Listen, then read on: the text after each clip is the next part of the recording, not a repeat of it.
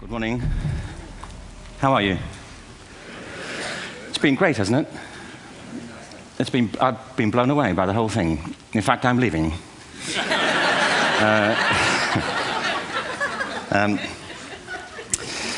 There have been three themes, haven't there, running through the conference, which are relevant to what I want to talk about. One is the extraordinary evidence of human creativity in all of the presentations that we've had and in all the people here.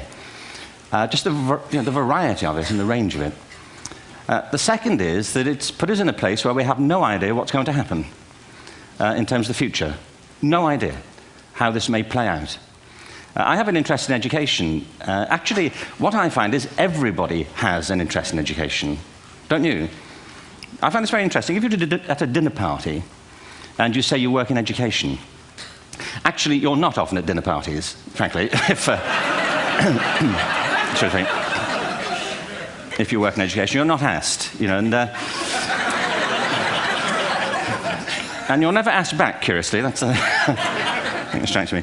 But if you are, and you say to somebody, they say, what do you do? And you say, you work in education, you can see the blood run from their face. They think, oh my God, why me? It's my one night out all week. But if you ask people about their education, they pin you to the wall. Because it's one of those things that goes deep with people. Am I right? Like religion and money and other things. So I have a big interest in education, and I think we all do. We have a huge vested interest in it, partly because it's education that's meant to take us into this future that we can't grasp. If you think of it, children starting school this year will be retiring in 2065. Nobody has a clue, despite all the expertise that's been on parade for the past 4 days, what the world will look like in 5 years' time. And yet we're meant to be educating them for it. So the unpredictability, I think, is extraordinary. And the third part of this is that we've all agreed, nonetheless, on the really extraordinary capacities that children have, their capacities for innovation. I mean, Serena last night was a marvel, wasn't she? Just seeing what she could do. And she's exceptional, but I think she's not, so to speak, exceptional in the whole of childhood. What you have there is a person of extraordinary dedication who found a talent. And my contention is all kids have tremendous talents, and we squander them pretty ruthlessly. So I want to talk about education, and I want to talk about creativity. My contention is that creativity now is as important in education as literacy, and we should treat it with the same status. Thank you.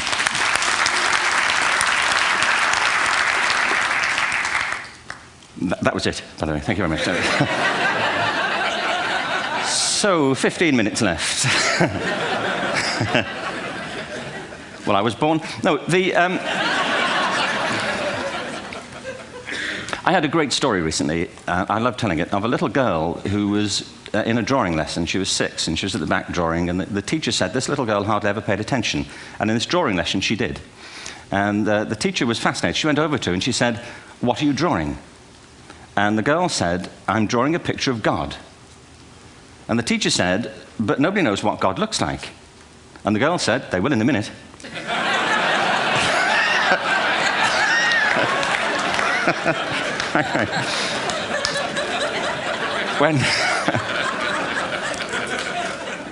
When my son was 4 in England, actually he was 4 everywhere, to be honest. I mean, if we're being strict about it, wherever he went, he was 4 that year. But he was in the Nativity play. Do you remember the story? No, it's big. It's a big story. Mel Gibson did the sequel. You may have seen it. I don't know. It was Nativity 2. But James got the part of Joseph, which we were thrilled about. We consider this to be one of the lead parts. We had the place crammed full of agents and T-shirts. James Robinson is Joseph. He didn't have to speak, but do you know the bit where the 3 kings come in? They come in bearing gifts, and they bring gold, frankincense, and myrrh. This really happened. We're sitting there, and they, I think, just went out of sequence. Because we talked to the little boy afterwards and said, are you okay with that? And they said, yeah, why was that wrong? They just switched. I think that was it. Anyway, the 3 boys came in, little 4-year-olds with tea towels on their heads, and they put these boxes down. The first boy said, I bring you gold. And the second boy said, I bring you myrrh. And the third boy said, Frank sent this.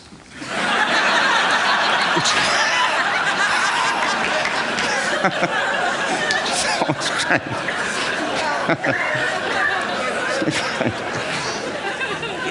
What these things have in common, you see, is that kids will take a chance. If they don't know, they'll have a go. Am I right? They're not frightened of being wrong. Now, I don't mean to say that being wrong is the same thing as being creative. What we do know is, if you're not prepared to be wrong, you'll never come up with anything original. If you're not prepared to be wrong. And by the time they get to be adults, most kids have lost that capacity. They have become frightened of being wrong. And we run our companies this, by the way. We stigmatize mistakes. And we're now running national education systems where mistakes are the worst thing you can make. And the result is that we are educating people out of their creative capacities. Picasso once said this. He said that all children are born artists. The problem is to remain an artist as we grow up. I believe this passionately, that we don't grow into creativity, we grow out of it. Or rather, we get educated out of it. So why is this? I lived in Stratford-on-Avon until about 5 years ago. In fact, we moved from Stratford to Los Angeles.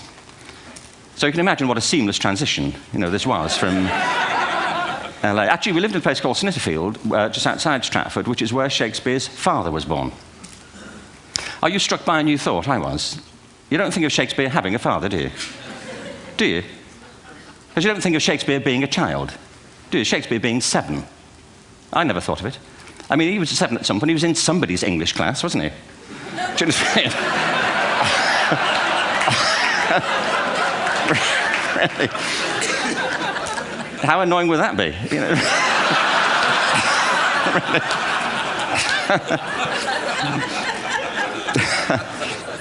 Must try harder. Being sent to bed by his dad to Shakespeare. Go to bed now, to William Shakespeare, and put the pencil down, and stop speaking like that. It's confusing everybody.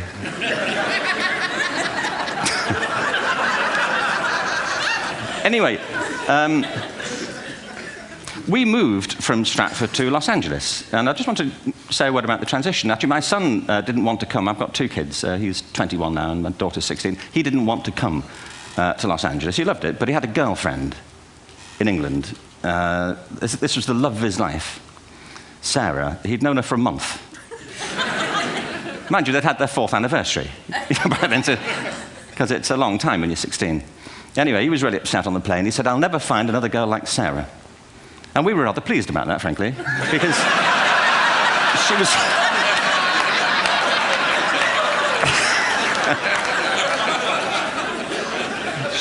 she was the main reason we were leaving the country.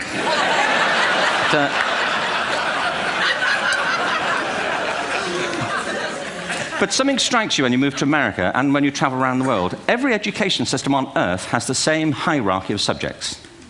Everyone, doesn't matter where you go. You'd think it would be otherwise, but it isn't. At the top are mathematics and languages, then the humanities, and at the bottom are the arts, everywhere on Earth. And in pretty much every system, too, there's a hierarchy within the arts. Art and music are normally given a higher status in schools than drama and dance. There isn't an education system on the planet that teaches dance every day to children the way we teach them mathematics. Why? Why not? I think this is rather important. I think maths is very important, but so is dance. Children dance all the time if they're allowed to. We all do. We all have bodies, don't we? Did I miss a meeting? I mean, I think... Truthfully, what happens is, as children grow up, we start to educate them progressively from the waist up. And then we focus on their heads, and slightly to one side. If you were to visit education as an alien and say, what's it for, public education, I think you'd have to conclude, if you look at the output, who really succeeds by this? Who does everything they should? Who gets all the brownie points? Who are the winners? I think you'd have to conclude the whole purpose of public education throughout the world is to produce university professors. Isn't it? They're the people who come out the top. And I used to be one. So there, And I like university professors, but, we shouldn't hold them up as the high watermark of all human achievement. They're just a form of life. Another form of life. But they're rather curious, and I say this out of affection for them. There's something curious about professors. In my experience, not all of them, but typically, they live in their heads. They live up there, and slightly to one side. They're disembodied, in a kind of literal way. They look upon their body as a form of transport for their heads. It's... Don't they? It's a way of getting their head to meetings.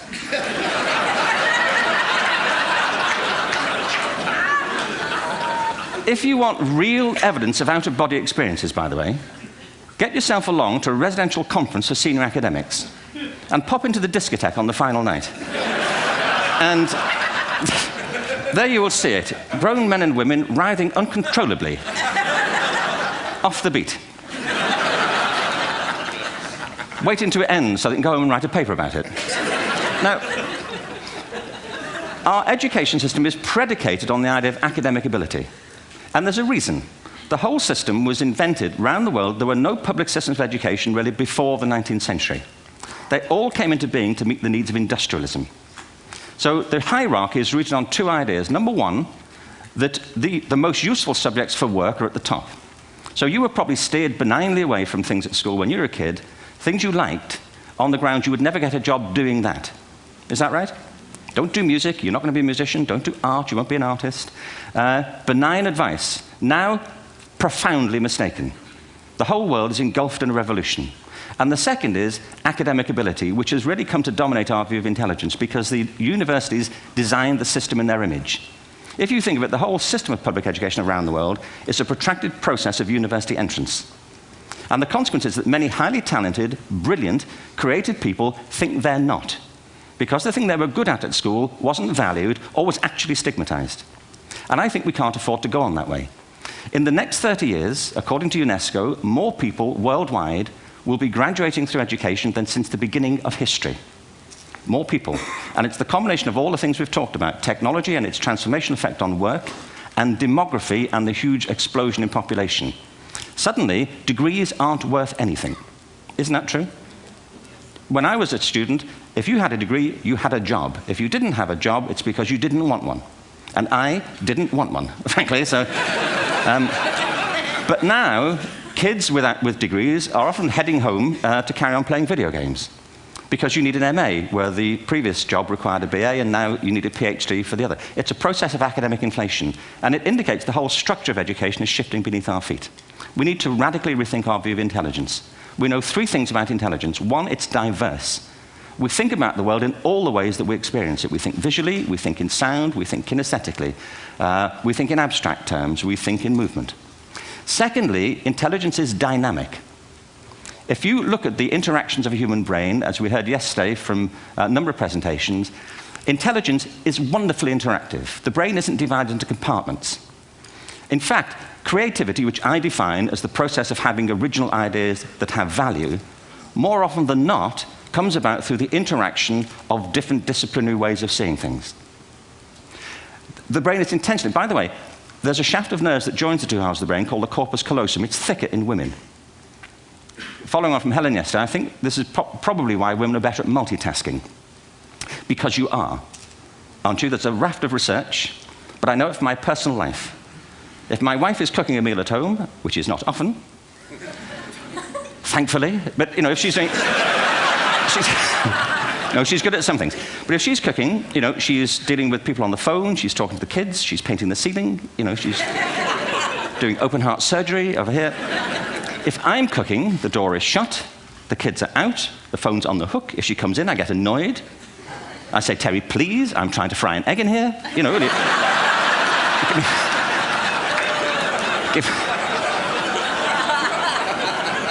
Give me a break. Actually, do you know that old philosophical thing? If a tree falls in a forest and nobody hears it, did it happen? Remember that old chestnut? I saw a great T-shirt recently which said, if a man speaks his mind in a forest and no woman hears him, is he still wrong?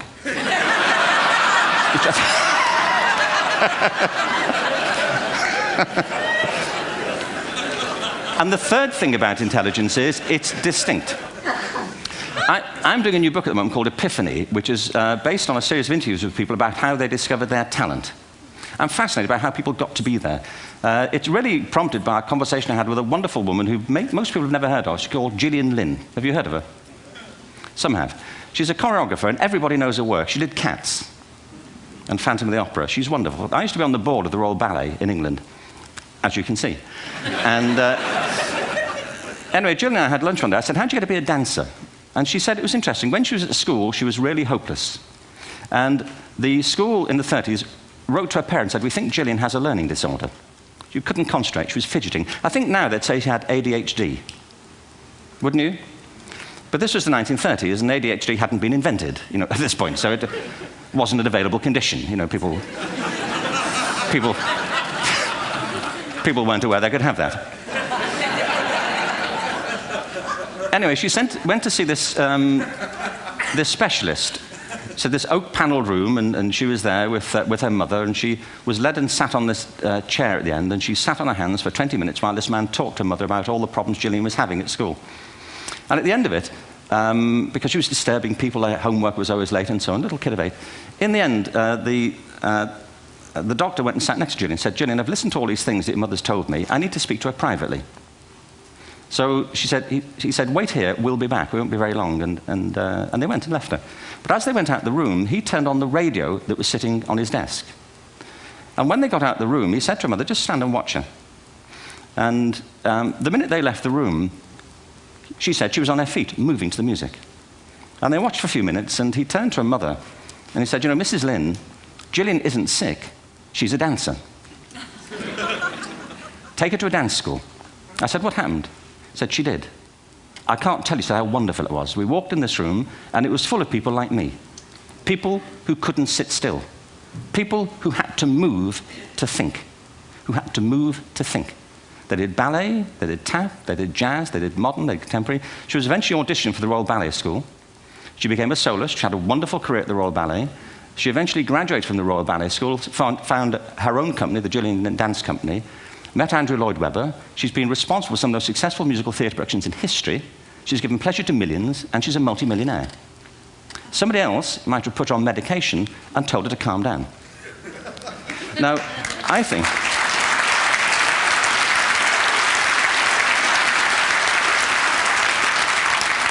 What I think it comes to is this. Al Gore spoke the other night about ecology and the revolution that was triggered by Rachel Carson. I believe our only hope for the future is to adopt a new conception of human ecology, one in which we start to reconstitute our conception of the richness of human capacity. Our education system has mined our minds in the way that we've strip-mined the earth for a particular commodity, and for the future, it won't serve us. We have to rethink the fundamental principles on which we're educating our children. There was a wonderful quote by Jonas Salk, who said, if all the insects were to disappear from the earth, within 50 years, all life on earth would end. If all human beings disappeared from the earth, within 50 years, all forms of life would flourish. And he's right. What TED celebrates is the gift of the human imagination. We have to be careful now that we use this gift wisely and that we avert some of the scenarios that we've talked about. And the only way we'll do it is by seeing our creative capacities for the richness they are and seeing our children for the hope that they are. And our task is to educate their whole being so they can face this future. By the way, we may not see this future, but they will. And our job is to help them make something of it. Thank you very much. Bravo. Here.